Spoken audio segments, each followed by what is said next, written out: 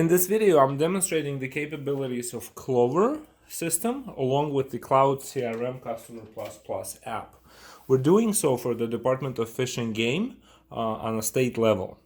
So to start off the demo, I'm gonna right away to kind of jump into the customer checkout experience and show that with our app, customer assignment becomes almost a mandatory thing, right? So not a single transaction can go by without being assigned to the customer as an option. There's another option to allow customer assignment to be skipped, but in this case, once you've opened the register app to begin transacting, Cloud CRM pops up and says, pick a customer.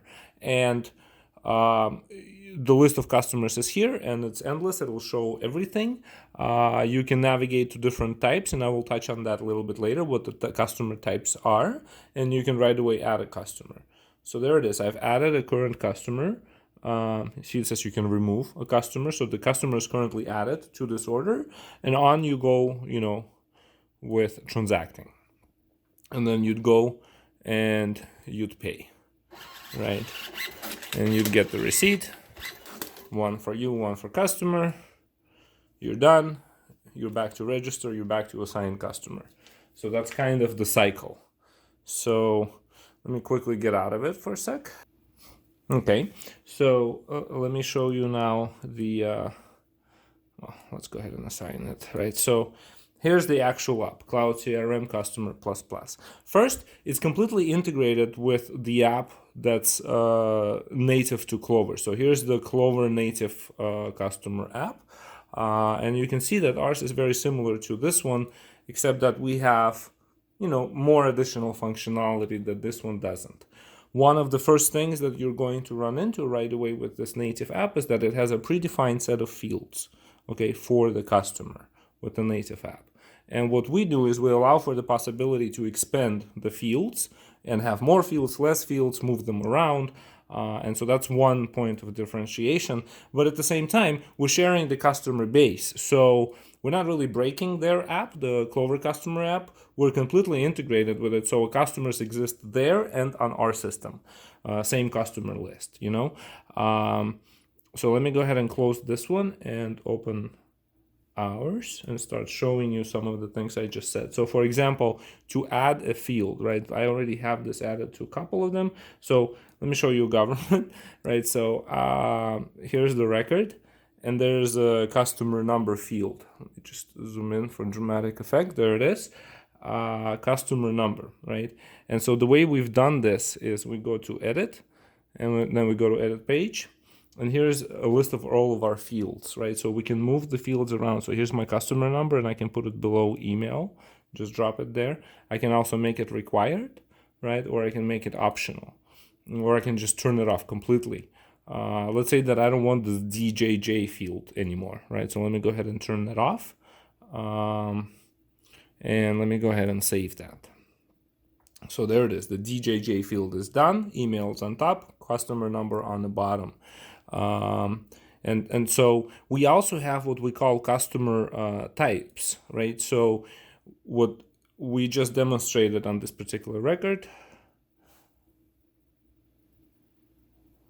is, government type. If we go in, let's say, school, right? And we go to add customer, let's say school, or faculty, no, school. There it is. Completely different set of fields.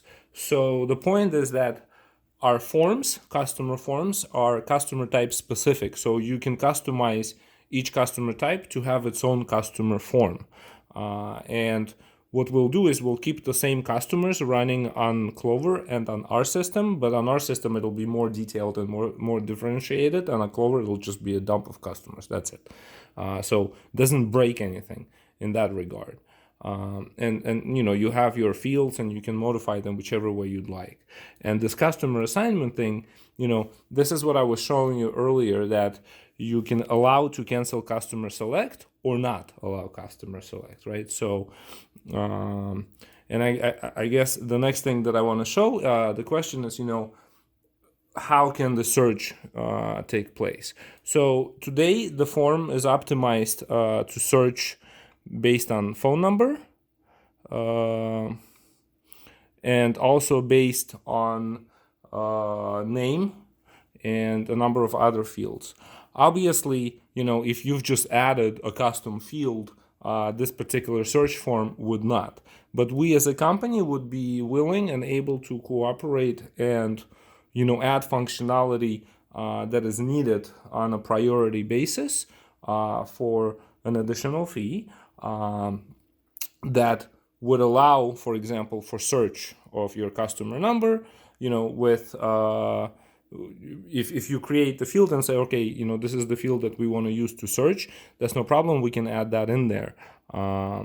And also we can do so that if you have customer numbers barcoded, you could scan the barcode and kind of do it that way. But that would have to be added. Right, so right out of the box, our Cloud CRM app does not have that functionality. However, we are willing and able to accept requests and commissions to develop additional functionality on a priority basis. Okay, so as far as the web interface is concerned, that's kind of not the web, but the user interface is concerned. That's kind of the UI there, and there's gonna default again, back to customer app. Now let's go and talk about reporting a little bit, right? So now that we've transacted, you have your the reporting. This is native reports provided by Clover. As you can see, there's nothing here that breaks anything down by customer. It'll be either by employees, by items, or by discounts, or by sales, by taxes, right? So, or taxes specific, the reports.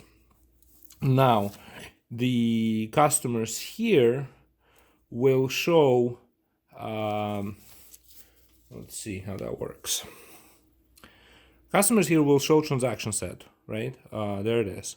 But they no longer support the capability to export this transaction set from customer or associated with customer, even from the web. They used to allow this on the web. So as you know, Clover has, the device capabilities. These are the devices, right? So this is a Station Pro. It comes with, a device like this that faces a customer, this way. And this is the printer, and there are other devices, but also along with your account, you're going to get a web interface, right? Also has a customer web interface. And our app, the Cloud CRM, also has web interface. And there's a separate video that talks about the web interface aspect of it, but I just want to kind of mention here that it does have that. And part of what we offer on that web interface is the ability to export data along with transactional data that is specific to any given customer or number of selected customers.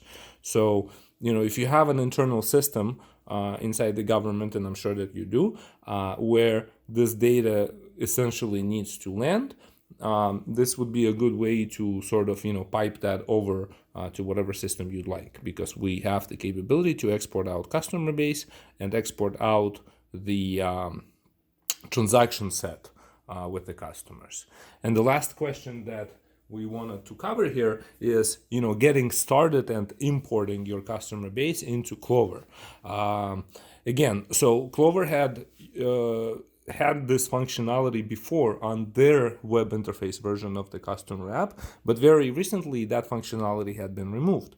So right out of the box, there is no way to import your existing customers, your 19,000, or whatever, however many thousand records you'd have. Right out of the box, there is no way to do that. On a one-time basis, we are capable of doing that manually. And also, we have in our wish list and in our backlist, the list of functionality that we are going to add at some point in the future, the ability to import records through the web interface. That's definitely on our list. And again, if it needs to be prioritized and expedited, that's something that we can definitely entertain and address. So I think, we can address most of the questions that were asked in terms of, the capability for this app. should you have any further questions, a way to contact us is info@csiworks.net. Thank you.